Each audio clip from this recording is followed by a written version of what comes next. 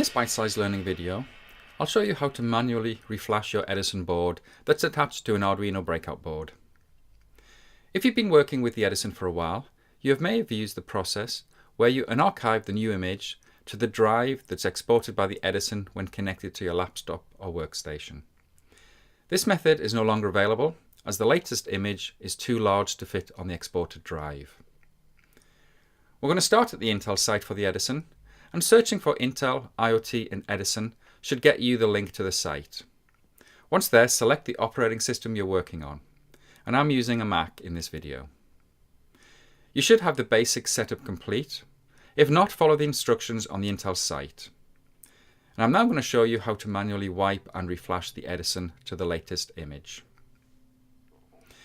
First, you need to have the Edison powered on and connected to your laptop or workstation.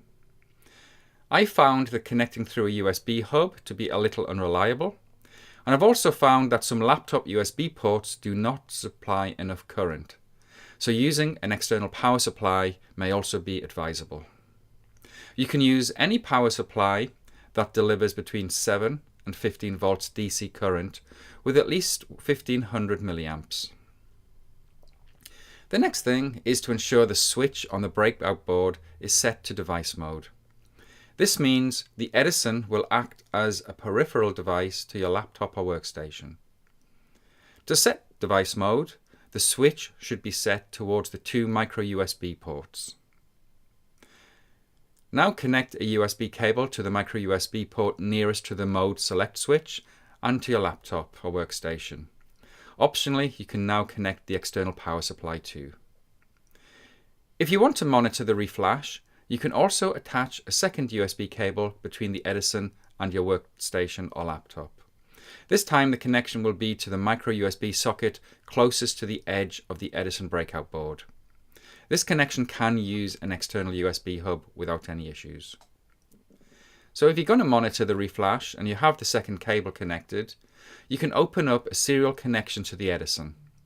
On Windows, this is going to use an application such as PuTTY. You can use the device manager to find out which COM port the Edison is using by looking for the USB serial port in the ports section of the device manager. On Mac, the built-in screen utility allows you to connect using the command screen-l, then dev/tty.usb serial. The exact name will be unique to your board. On Linux, you can also use the screen command, but you may need to install it and then add your user to the dial-out group to get permission.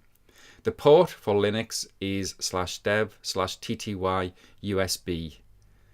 The port speed for the serial connection is 115/200. So now your board is set up and connected to your laptop or workstation, we can start the reflash. The instructions are provided on the Intel site in the troubleshooting and tips section.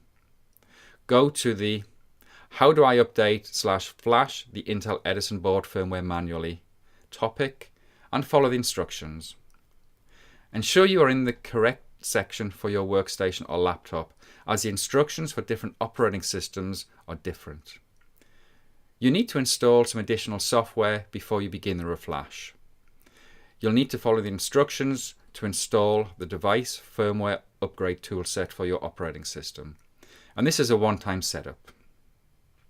When you have the DFU tools installed, you can download the latest image using the link on the Intel site.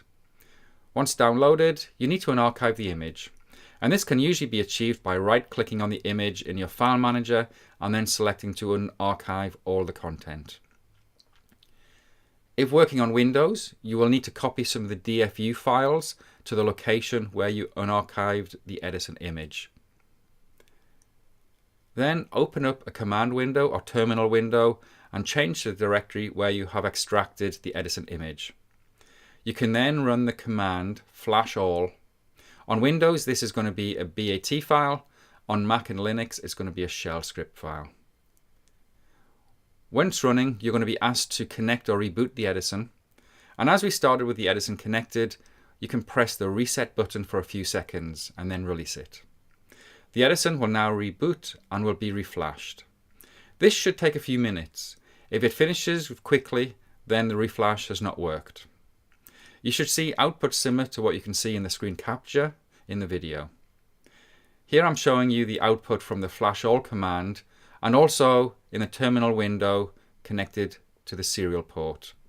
But this is speeded up for the video. When the reflash is finished, your Edison will be reset to the default configuration. So you're going to need to run the configure Edison command to set a root password, set the board host name and connect to Wi-Fi.